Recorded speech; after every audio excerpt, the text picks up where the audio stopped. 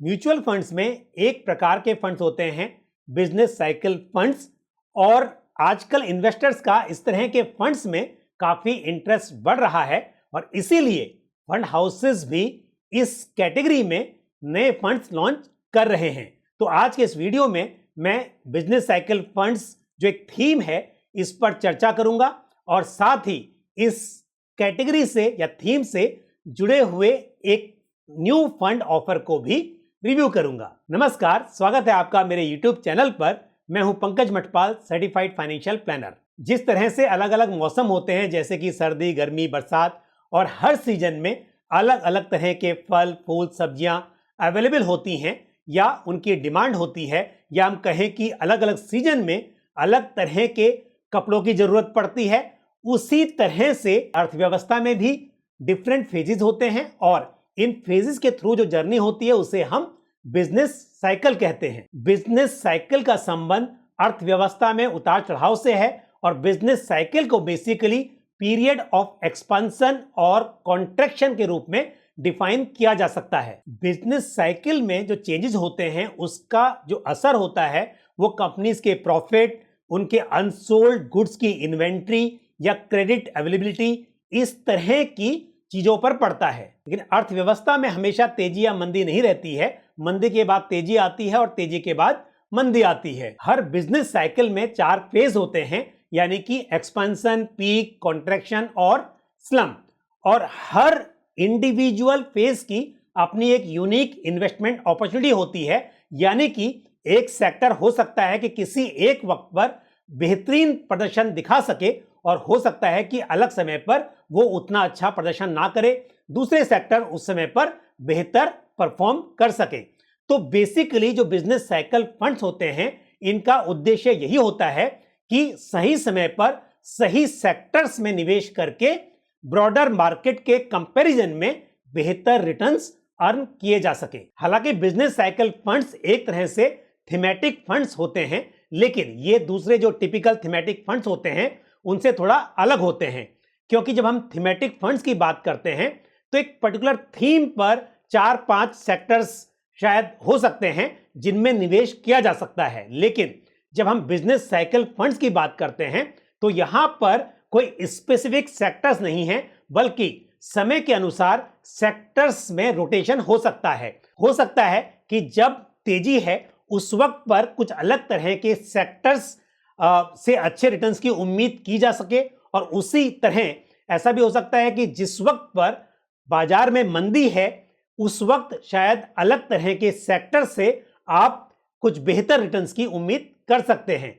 तो ऐसे में यहां पर सेक्टर्स का रोटेशन पॉसिबल है, लेकिन हर तरह के सेक्टर्स को बिजनेस साइकिल फंड्स के पोर्टफोलियो में इंक्लूड किया जा सकता है। तो अब बात करते हैं आदित्य बिरला सन लाइफ बिजनेस साइकिल फंड की, जिसका एनएफओ 15 नवंबर 2021 से 29 नवंबर 2021 के बीच खुला रहेगा। जिस तरह किसी भी बिजनेस साइकिल फंड का ऑब्जेक्टिव यही होता है कि पोर्टफोलियो को इकोनॉमी के जो फेज है उसके साथ में अलाइन किया जा सके, उसी तरह से आदित्य बिरला सन लाइफ बिजनेस साइकिल फंड ऐसे सेक्टर्स को आइडेंटिफाई करने की कोशिश करेगा और ऐसे सेक्टर्स को, ऐसे स्टॉक्स को पोर्टफोलियो में शामिल करेगा जो कि बिजनेस साइकिल के हिसाब से बेहतर परफॉर्म कर सके और इन्वेस्टर्स को बेहतर रिटर्न्स दिलाने में कामयाब हो सके।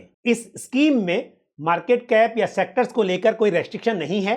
बिजनेस साइकिल के डिमांड के अनुसार सेक्टर्स का एलोकेशन अलग अलग समय पर अलग अलग तरह से हो सकता है, और साथ ही यहां पर लार्ज कैप, मिड कैप और स्मॉल कैप सभी तरह के मार्केट कैप वाले स्टॉक्स में इन्वेस्टमेंट किया जा सकता है, लेकिन जो एलोकेशन है वो समय समय पर वेरी करेगा। स्कीम का portfolio construction basically top down approach के आधार पर होगा, यानी कि ओवरऑल इकोनॉमी को देखते हुए सेक्टर्स का चुनाव किया जाएगा।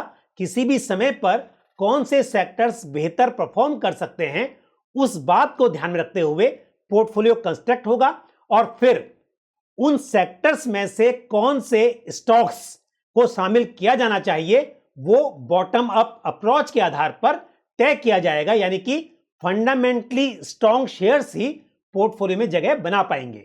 आदित्य बिरला सन लाइफ बिजनेस साइकिल फंड का पोर्टफोलियो डिफेंसिव और नॉन डिफेंसिव सेक्टर्स में बटा होगा।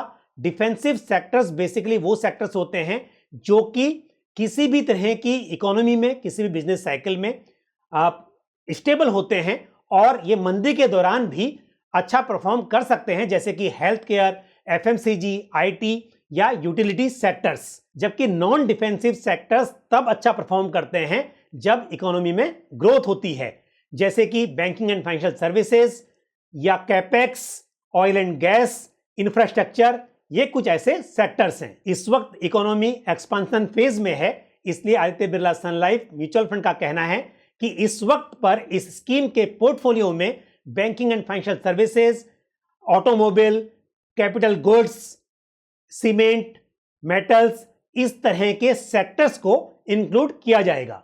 पोर्टफोलियो में एसेट एलोकेशन 80% टू 100% तक बिजनेस साइकिल के आधार पर सिलेक्टेड इक्विटी और इक्विटी रिलेटेड इंस्ट्रूमेंट्स में हो सकता है और अप टू 20% अदर इक्विटी और इक्विटी रिलेटेड इंस्ट्रूमेंट्स यानी कि इंटरनेशनल इक्विटी स्टॉक्स में भी हो सकता है। अप टू 20% एलोकेशन डेट और मनी मार्केट इंस्ट्रूमेंट्स में किया जा सकता है और अप टू 10% यानी कि 0% से मैक्सिमम 10% तक एलोकेशन REIT और इनविट्स में भी किया जा सकता है। स्कीम का benchmark S&P BSE 500 TRI index है और इस स्कीम में इन्वेस्टमेंट करने पर कोई एंट्री लोड नहीं है, लेकिन यदि 365 डेज से पहले आप यहां से एग्जिट करना चाहते हैं तो NAV का 1% एग्जिट लोड एप्लीकेबल होगा। स्कीम में रेगुलर और डायरेक्ट दोनों ही प्लान अवेलेबल हैं और दोनों ही प्लान में ग्रोथ और इनकम डिस्ट्रीब्यूशन कम कैपिटल विड्रॉल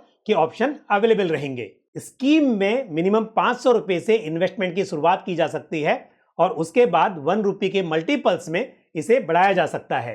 स्कीम में लमसम और SIP दोनों ही चॉइसेस हैं, लेकिन मार्केट की जो इस वक्त सिचुएशन है यानी कि मार्केट काफी तेजी में है और उस हिसाब से मेरी ओपिनियन ये है कि यहां पर SIP के थ्रू इन्वेस्टमेंट करना बेहतर रहेगा। बिजनेस साइकिल फंड्स बेसिकली एक अच्छी चॉइस है, लेकिन ऐसे निवेशक जो कि इक्विटी में निवेश के रिस्क को समझते हैं और उसे सहने की क्षमता रखते हैं, ऐसे निवेशक 5 साल या उससे अधिक समय के लिए मेरे हिसाब से इस तरह की स्कीम में निवेश कर सकते हैं।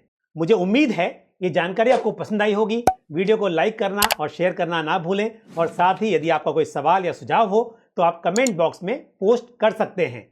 और साथ ही यदि आपने हमारा YouTube चैनल अभी तक सब्सक्राइब नहीं किया है तो चैनल को सब्सक्राइब करें और साथ ही बेल आइकन को भी प्रेस करें। इसी तरह की महत्वपूर्ण जानकारी के साथ अगले वीडियो में आपसे फिर मुलाकात होगी। अपना ख्याल रखिए। Thank you. जय Hind. Mutual fund investments are subject to market risks. Read all scheme related documents carefully.